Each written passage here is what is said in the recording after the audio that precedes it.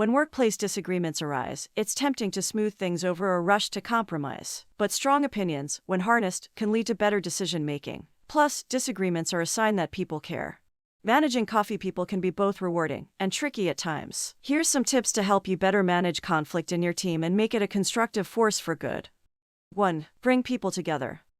If two colleagues have differing perspectives, instead of mediating, set the issue in its context. Start by consulting widely and then assemble a group of people who have a stake. Diverse groups are better at identifying workable solutions. The range of perspectives will broaden the scope of discussion away from the conflict as well as increasing the number of potential solutions. 2. Use facts. Early in the process, get as much relevant data as possible and disseminate it to everyone involved. Use the hard data to better understand the situation. You might pull sales and profitability data, or identify the long-term trends, or maybe review your customer satisfaction surveys. If you don't have the relevant information to hand, the first group meeting should focus on identifying data that would be useful, and tasking people to prepare it for the next meeting. A focus on the facts helps people identify the important issues and move past arguing from a position of ignorance, or a gut feeling. It also makes the discussion less personal. 3. Define success. Make sure everyone in the group understands what the goal is, and how an implemented solution will be measured. While the objective itself is sometimes up for discussion, typically there is a single overarching objective defined by your organization's goals. Is it sales revenue, profitability, improved conversion ratios, clearer flavors, or reduced cost? Conflict often arises when people have differing priorities. As a manager, it's your job to identify and communicate core objectives to your team.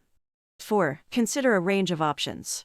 Set the group the objective of identifying a range of possible options. 3 to 5 is ideal. This forces the group to identify and consider more than the 2 options that were initially identified. The purpose is to break the link between an individual and an idea. The process should ideally mix and mash ideas together so that the group can now take ownership of a new set of potential solutions.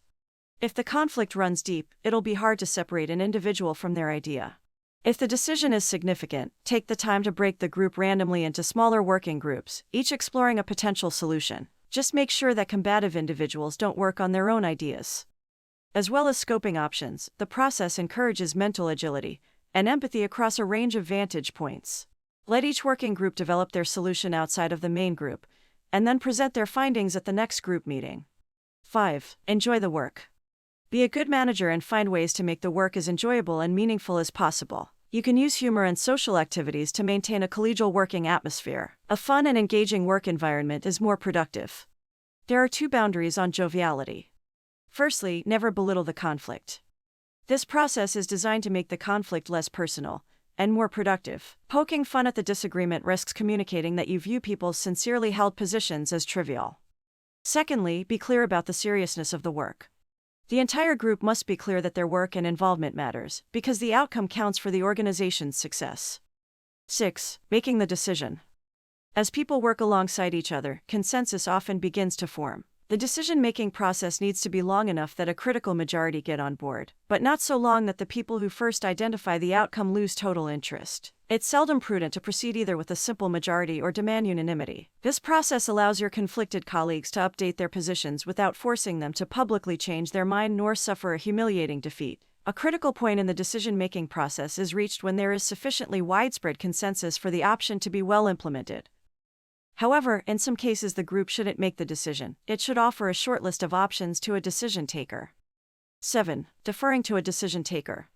Some decisions are best made by a senior manager, potentially yourself. And some decision-making processes are so fraught that a key person should take the ultimate call, if for no other reason than to provide clarity and diffuse tension.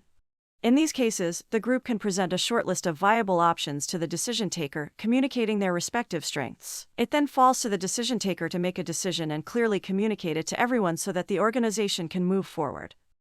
Conflict is often a part of collaborative working environments, but it's possible to draw on the differing perspectives from across your team to create better quality outcomes.